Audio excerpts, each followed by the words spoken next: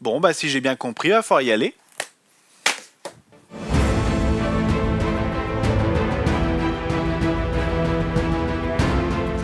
Bonjour, et si je vous disais que les grandes têtes pensantes du passé ont adoré le département de l'Aube, vous me croyez?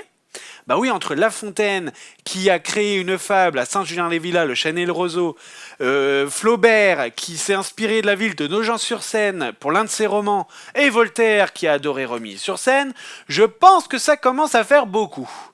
Et justement, c'est avec ce dernier que nous allons nous attarder, l'amour entre la ville de Romilly et Voltaire. Mais avant d'évoquer ce sujet, je pense qu'il est nécessaire de vous situer les choses. Nous sommes en 1778 et Voltaire est en très piteux état. Il vit ses derniers jours et surtout il est sous opium les 3/4 de son temps. Donc c'était pas très jojo à voir, mais lorsqu'il est décédé, la question a été posée quand même. Où mettre le corps ? Voilà, c'est ça la grande question. Et justement, c'est le neveu de l'auteur qui va répondre à cette fameuse question, l'abbé Mignot qui proposa un lieu, l'abbaye cistercienne de Célières, près de la ville de Romilly. Et c'était un véritable pèlerinage pour les plus grands fans de cet auteur, et surtout Romilly, c'était un très beau moment car la ville a vécu l'un des plus gros essors économiques du moment. Alors pour vous dire que le malheur des uns fait toujours le bonheur des autres. Mais l'épisode aurait pu s'arrêter là. Et oui, on aurait pu mettre le générique de fin à la semaine prochaine. Ciao bambino. Mais non, pas du tout. L'histoire en a décidé autrement. La Révolution française a décidé de mettre son petit grain de sel. L'Assemblée nationale a voté le dépôt de ce corps dans le Panthéon. Mais alors, comment ça se passe ? Justement, ce corps était enterré près de Romilly. Donc, on alla le déterrer. On l'a entreposé dans l'église de Romilly et ensuite on l'a fait en cortège de Romilly jusqu'à Paris.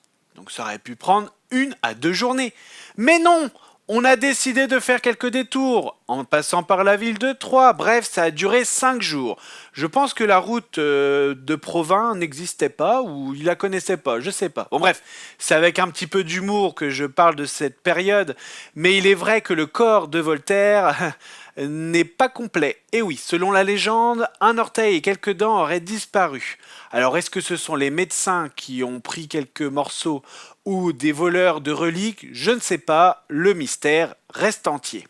Alors, Romilly dans l'histoire, eh oui, qu'est-ce que ça a à voir dans tout ça? En voyant l'essor économique avec Voltaire, elle s'est dit pourquoi pas renommer la ville. Romilly-Voltaire, ça sonne bien, non?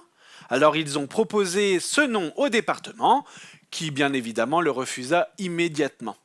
Vous connaissez bien évidemment son nom maintenant, c'est Romilly-sur-Seine qui a été accepté, mais je dois avouer que ça aurait été peut-être bien plus mystérieux d'avoir Romilly-Voltaire, ça aurait été plus intriguant. Et vous, vous en pensez quoi ? N'hésitez pas à commenter cette vidéo pour me donner votre avis, je serais heureux d'en savoir plus. Si vous avez apprécié ce format, n'hésitez pas à le commenter, à le liker bien évidemment, et on se dit à très bientôt.